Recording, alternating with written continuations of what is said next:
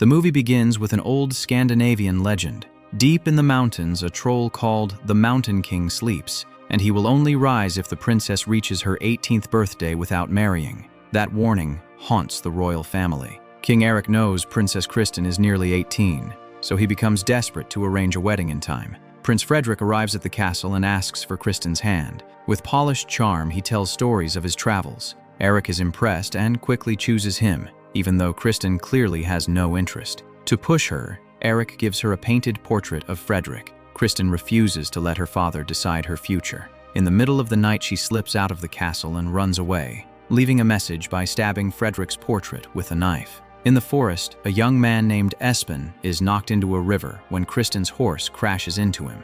She jumps in too, and Espen drags her under. Still, he tries to talk while Kristen ignores him until he offers food. She eats everything in his bag, thanks him, and rides on. Espen returns to his family's farm, where his brothers Per and Pål are furious because they did his chores. Their father is worse. Espen never put up the scarecrow, so a vulture ruined the crops. And because Espen gave away what he brought from the market, the family now has almost no food. Their father snaps that Espen never does his share and leaves with Per and Pål to hunt, abandoning Espen at home. That night, Espen hears thuds and growls from the forest and convinces himself a troll is nearby. He plays hero with a fire poker until a burning coal flies out and starts a fire. Espen tries to fight it, but the flames spread too fast and the farmhouse is lost. Meanwhile, Kristen hears the same terrifying noises, but her danger is real. The Mountain King has awakened and come for her. She runs, cannot outrun something that massive, and is caught and carried away.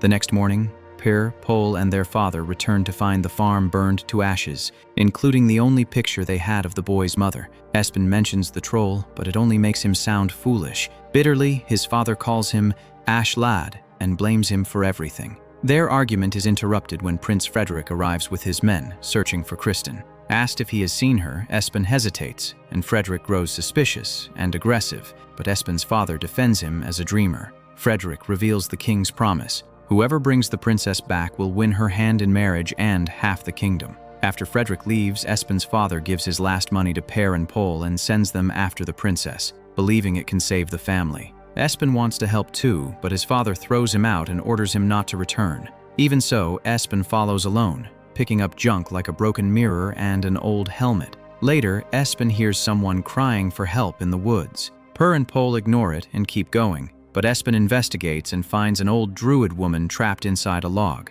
He breaks the wood apart with her hatchet, frees her, and gives her his last potato. In return, she tells him Kristen has already been taken by the Mountain King, and if Espen wants any hope of stopping the creature, he must find Tveitrnet, the legendary sword said to kill the troll, last known to be in a deadly marsh. Espen decides to go after it. The druid gives him a magical map. It looks blank, but she says it only reveals the way when spoken to politely. Espen follows it deeper into the forest and finds Kristen's brooch, proof he is finally on the right trail. As evening takes over the forest, Espen spends the night alone. With almost nothing useful, he improvises, using the old helmet as a pot to cook a few plants over the fire. Back at the castle, King Eric is no longer thinking about pride or marriage plans. He is crushed that his pressure drove Kristen away. A messenger brings grim proof. The princess's horse has been found in the woods, and beside it lies an enormous tooth. The old legend is real. Kristen wakes inside the Mountain King's cave. A giant stone seals the entrance, far too heavy for her to move, and she knows she is trapped. On the road, Per and Pål find a basket of golden apples. They mean to take one each, but the fruit is so sweet, they eat everything. Beautiful women appear and invite them away, and the brothers follow, unaware they have fallen into the hands of wood nymphs. Espen, tracking the route on the magical map, sees his brothers being led off the road. The hidden way will not open for him until he finds another golden apple and takes a bite. Then the path reveals itself. Inside, Per and Pål feast and laugh with the women, as if in paradise, but to Espen the food looks spoiled and the women flicker into something ugly beneath the glamour. He understands. The apples have put his brothers under a spell. Since he only took a small bite, he can still see the truth. A nymph keeps pressing him to eat more, but Espen plays along. Espen keeps the small bite secret, smiling and nodding as if enchanted too, while his brothers sink deeper into the sweet, perfect lie right there. When the moment comes, he drags his brothers from the table and snaps them out of it by striking them hard across the face. The shock works. The lovely women vanish, replaced by hideous creatures demanding they return. The brothers run, barely escaping as the passage tries to seal behind them. Back on the road, the terror breaks into an oddly casual debate. If trolls can exist, they reason, then maybe the old tales are true. Sunlight-harming trolls sounds believable enough, but that still leaves other impossible creatures hard to explain, and their shaken logic shows how badly the spell rattled them. Meanwhile, Kristen studies the cave for a way out. Before she can test the walls, the stone grinds aside, and the troll lumbers in, the mountain itself moving. He tosses the bones down as if it is a gift, watching her. Kristen keeps her face, acting obedient so he does not explode. As the journey continues, Espen adds a ball of yarn to his odd collection. Soon, Pole says they are near a town, so the brothers stop at a tavern. Prince Frederick is already there with his men, barking at the waitress. Espen pulls out the magical map, drawing Frederick's attention. Frederick approaches with a false smile, calls himself Kristen's devoted lover, and offers payment for information. Per and Pole waver, thinking of rebuilding the farm, but Espen cuts in. If Kristen cared for Frederick, she would never have fled. Humiliated, Frederick drops the act and demands the map. Espen refuses. When the waitress brings food, Espen throws hot stew into Frederick's face, and the tavern explodes into a brawl. The room turns into chaos, with benches scraping, mugs flying, and strangers joining in. Frederick presses Espen hard, batting aside every weak block, and when the rolling pin the waitress tosses is knocked away, Espen ends up on a table with nowhere left to retreat. He grabs a spoon like it is a weapon, which only makes the danger feel worse because Frederick's sword is real. Frederick is about to finish it when he steps onto a huge man's plate, smearing the meal, and the man erupts, hauls him up, and throws him aside, giving the brothers their opening. They sprint into the forest with Frederick's soldiers chasing. The chase keeps pounding through the trees until they run out of ground at the cliff edge. Espen stalls, acting beaten, and Frederick believes the surrender for a single heartbeat. Then Espen leaps into the water below, his brothers following. They survive, but on shore Per erupts. Furious, Espen ruined their chance at money and provoked a prince, and he spits that the family might have been better off without Espen. The brothers nearly fight until Pole separates them, and Per storms off with the map. Espen refuses to quit. He follows anyway, still gathering strange things, including a bearskin. Elsewhere, the troll returns for Kristen because he intends to marry her. She tries a sharpened bone, but it does nothing, so she turns clever and says a proper wedding cannot happen unless she is dressed like a bride. The troll accepts it and leaves her a little time. Eventually, the brothers reach the marsh where the legendary sword is said to be hidden. Thick fog makes every direction look the same. Espen gets stuck when a boot sinks into the mud, and Per and Pole keep going until they are swallowed by the mist. Hearing movement, they panic, expecting swamp horrors, but it is Frederick and his men catching them. Frederick demands to know where Espen is too, and despite everything, Per lies and says Espen is dead. Espen is separated from everyone and forced to rely on himself. Following the magical map, he reaches the lake linked to the sword's hiding place and dives in at once, unaware that moss-covered creatures move through the water. Deep below, he finds the legendary blade, but the second he pulls it free, the lake turns hostile. The creatures swarm him, and Espen fights underwater while struggling not to lose the sword. It is a brutal scramble, yet he wins. He kicks and claws through the dark water, lungs burning, trying to keep his grip and his direction while the creatures scrape at him from every side. When he finally breaks the surface, he gulps air and holds the sword up like a trophy, proof the old stories were true.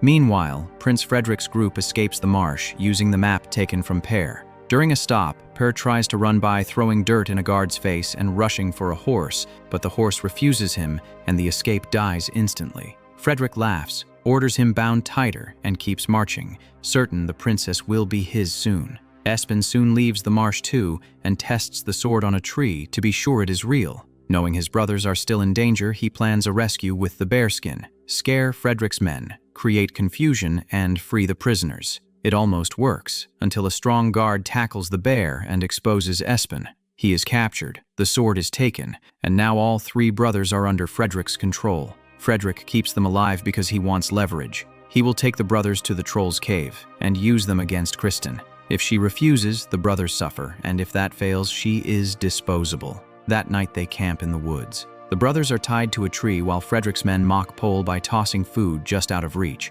Then a deep, unnatural growl rolls through the forest. The troll has found them. Frederick's men panic and run, leaving the brothers behind. With seconds to spare, Espen, Per, and Pol grab a rock and saw through their ropes just before the troll tears the tree apart. Espen and Per bolt, but Pol grabs the food first. Hiding nearby, Per panics over the smell and throws it away, but it bounces off rocks and lands close by anyway. Not far away, Frederick shows what he is. He orders 2 soldiers to face the troll while he saves himself, and they die immediately. He climbs a tree, and when his last man tries to join him, Frederick kicks him away and leaves him to be taken. Even then, he cannot escape, because the troll stays beneath the tree and shakes it. After a brief quiet, the brothers hope it is over, but the troll catches the scent of the food, follows it straight to them, seizes Pol, and carries him away. At the cave, the troll throws Pol and Frederick in beside Kristen. Kristen has no patience for Frederick's nonsense. Even as a prisoner, he pretends this is part of a rescue plan. Pal destroys the lie by repeating what he heard. Frederick said if Kristen refused to cooperate, he would let her die. Kristen knocks Frederick unconscious with a bone. She nearly hits Pol too until he explains he is not one of Frederick's men, only a farmer dragged into this. He mentions Espen, and Kristen's mood shifts. Rescue no longer feels impossible. Outside, Espen breaks down, sure losing Pol is his fault. Per finally drops his bitterness and admits Espen does what nobody else can. He notices what others miss, believes in impossible things, and keeps going when everyone doubts him. The moment changes them. Afterward, Espen and Per recover what they thought was gone, including the magical sword and Espen's bag. They catch fireflies in a jar with honey as a living lantern, then head for the Mountain King's cave. Inside, bones litter the tunnels and the maze twists everywhere, so Espen trails his ball of yarn behind them, marking a path back out. While searching the tunnels, Espen steps onto weak ground and nearly drops into a deep opening. He only avoids falling because the sword catches and holds him. Looking down, he realizes the accident may have saved them, because the opening leads straight into the chamber where the captives are kept. That changes the rescue. Instead of forcing the normal path, Espen and Per drop a rope and pull everyone up. Pol climbs out, Kristen follows, and even Frederick is hauled up too. But escaping the chamber is not escaping the mountain. Their route takes them past the Mountain King himself, asleep nearby with the wedding dress meant for Kristen. So the escape becomes a game of silence. They have to cross the troll's tail without waking him. Kristen makes it. The brothers do too. But Frederick, useless as ever, stumbles and wakes the creature, and the cave erupts into chaos. They sprint out as the troll charges after them. Running downhill would only get them caught. So, with dawn close, Kristen insists they climb higher and hold out until sunlight reaches the mountain. They scramble upward with the Mountain King climbing after them. Frederick nearly falls to his death, and despite everything, Espen still helps him. Even after being saved, Frederick hides under rocks instead of standing with the others. At the summit, there is nowhere left to retreat. Espen faces the troll with the legendary sword and manages to land a hit near its leg, but it barely matters. The Mountain King flings him aside, knocks the sword away, and it tumbles over the edge. Per tries next, throwing rocks to slow the beast, but he is struck down and falls motionless. Pol breaks and begs Espen to fight back, but Espen notices the sun is almost there. He tells Kristen to keep the troll busy while he searches for another way. Kristen draws the monster away, buying seconds. Espen rips through the odd objects he has carried for the whole journey until he finds the broken mirror. When sunlight finally appears, he catches it in the mirror and turns the beam onto the troll. The light does what no weapon could. The Mountain King stiffens, hardens, and turns completely to stone. The danger is over. Espen and Pol rush to Per, sure he is dead, only for him to wake up alive. Kristen ends it by striking the stone troll and shattering the body apart. Frederick slips away alone and heads down the mountain. In the forest, he meets the druid woman, insults her, and she sends him the wrong way instead of guiding him back. Back at the castle, King Eric can hardly believe it when the 3 brothers arrive with Kristen alive. The reunion is emotional, but Eric is trapped by his own promise to give Kristen to whoever brought her back. Espen makes it easy. He says he did not save her to claim her. He only wants enough money to rebuild his family's farm. Eric agrees, and he gives Kristen something even more important: the freedom to marry only when she wants, and only the man she truly chooses. After that, the brothers return home. Their father hugs Per and Pol first while Espen hangs back. Then he reaches for Espen too. They drop their pride and apologize. When Espen hands over the reward, Per makes sure their father knows none of it would have happened without Espen. His father tells him his mother would have been proud and apologizes for calling him Ash Lad. but Espen keeps the name because it has changed meaning. Time passes, the farm slowly comes back to life, and Kristen begins visiting often until it is clear where her heart has landed. Frederick meets a different ending. Still lost in the forest, he finds a golden apple, takes the bait, and becomes the nymph's next victim. And with that, the movie ends.